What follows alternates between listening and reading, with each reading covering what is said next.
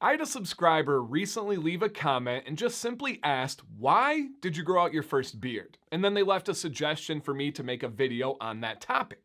Now, I believe I have talked about this on live streams or maybe in passing on other videos, but I did not find a dedicated video, so I said, okay, if he is wondering it, I assume somebody else is wondering it, and hopefully if you clicked on this video, it sounds like a topic you want to hear as well. If that's accurate, real quick, it's free. Hit that thumbs up, the like button on this video, and if you're not subscribed, please consider it. Same concept, it's absolutely free. It does help out this channel, my passion. It can help out beards in general, right? If we get this good information and positive vibes out to people. So if you want to learn more about beards and beard products and my opinions, my preferences, the studies behind anything I talk about, hit that subscribe button. Maybe hit the bell if you want to see the videos on time when they come out, or the live streams every Monday, Wednesday, 9 p.m. Eastern. Whoo! And thank you to those returning subscribers. Quite literally, the vast majority of the video topics and things we cover on this channel are from you guys with your questions and suggestions. I just listen and then I create the videos. You guys are amazing. One more time, thank you. So let's get into the story. I'm going to give a little bit of a background and then kind of give the answer, and then I'm sure I'll tangent off into something else. Ride with me if you don't mind. Get comfortable. Please get a snack, get a drink. Let's hang out. So backstory. I could grow pretty good facial hair at a young age. Let's call it 14. Now, I started off with the nasty chin strap, and that's not a shot at anybody that's rocking a chin strap watching this. It just didn't look good on me. I don't think it looks good on a vast majority of humans, but if it's your thing, it's your thing. And you know, I rocked it down from the sideburns down around the chin, and then, watch out here. And then I always kept a soul patch. No matter what, from 14 years old and on, I never shaved my soul patch. Even when I was on the swim team in high school and we would shave for big meets, I left the soul patch. It was like my little rebel aspect. But I could grow some facial hair, right? The chin strap, because it was kind of popular then in the early 2000s. And then I started to think, oh, maybe I could do a little bit more, until I also played basketball. And we had tryouts, and I'll never forget my dad saying, oh man, what is that? Get that crap off your face.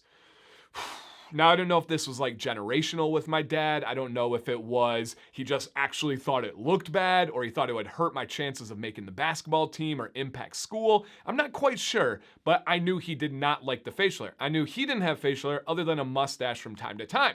So I did shave in high school. I'd kind of let it grow to stubble, shave it back again, but I always kept that soul patch. I did rock kind of a shaggy cut and like the little like necklaces with the shells. Total like trying to be a surfer look. It was high school, so whatever. That's the backstory. I then go to college. I really blow off my first semester. Thought I wanted to go into radiation therapy because there was money behind it and had a job connection. Horrific experience. I failed all 6 of my first classes in college. All 6 of them. Very expensive mistake, but it led me into coaching, which led me into teaching. So I decided to go into teaching. This is where the beard is really born. When I started student teaching, I was student teaching at 21 years old, and I was student teaching high schoolers.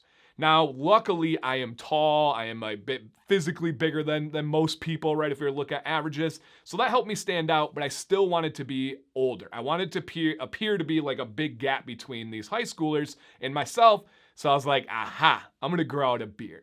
And so I grew out a beard, and it would kind of range from like short stubble to maybe just pinchable enough. Maybe a half an inch at most. Essentially, I would grow it out and I'd use buzzers and clippers and just take it down again.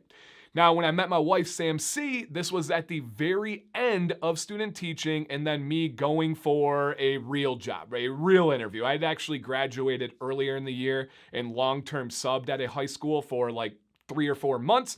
And then after that, I met Sam. So I was already growing the beard. I met her in the summer. I trimmed down to stubble. So when Sam met me, I had a little stubble beard with the soul patch. Don't forget that. And then essentially we were hanging out. We'll never forget this. It was in the summer and she was looking at me. We were talking. We were looking at like summer pictures. I was like, oh, I like that hat on you. Oh, that's a really cool swimsuit. You look great, babe. And she was like, hey, have you ever thought about growing your beard out? I was like, what? I thought girls didn't like this, right? Early 20s, trying to find the wifey. I didn't think girls liked long beards. I know they like a little bit of color. I know they like a little bit of stubble. But she said, no, I feel like you're really into this beard. I feel like it could look good on you.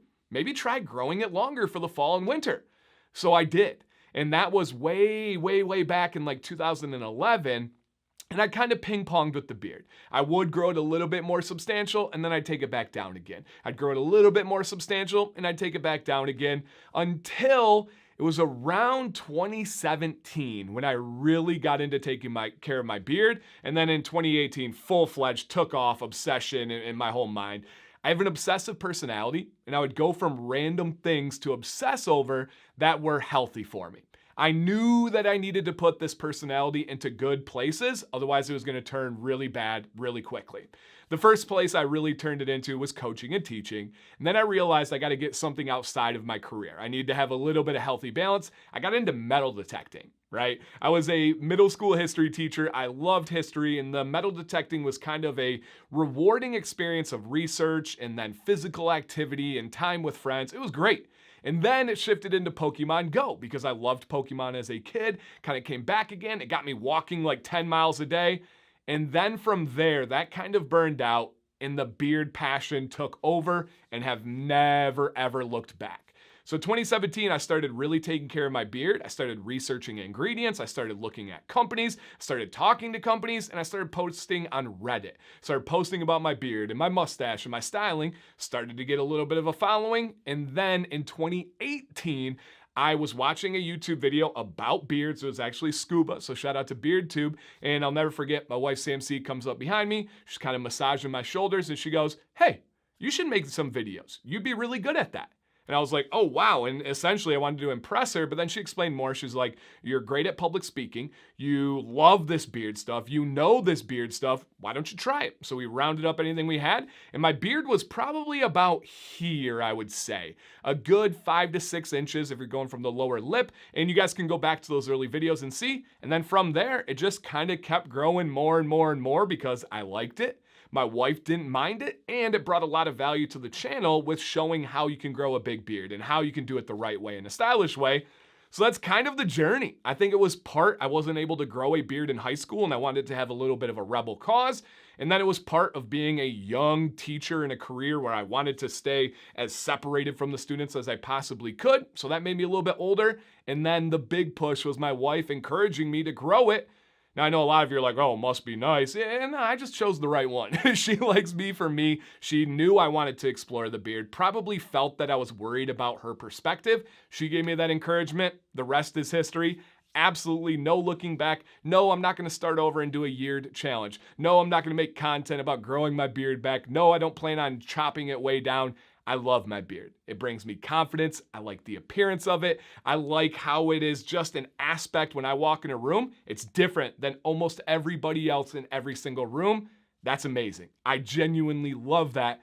But that's why I grew my beard out. Now, I am going to challenge you guys. Leave a comment down below if you don't mind. Why did you grow your first beard? And when I say grow a beard, I'm not talking about you stopped shaving. I'm talking about you grew a beard. You're like, there's got to be a better way. How can I stop the itch? How can I make it look better, feel better, smell better? When did you actually start taking care of your beard for your first beard? Not your first stopping shaving experience, because that's totally different. Cannot wait to read these ones. I hope we get some stories. I hope there's some long novels in there breaking down all the details. I would love to hear it. I will read every single word of every comment, and I will get back to you guys. So thank you for watching, and of course, if you have any questions for me, leave them down below or reach out anytime. My contact information is in the description of every single video. My name's Dan C. Bearded. I hope you guys enjoyed story time today. Please stay bearded and stay positive.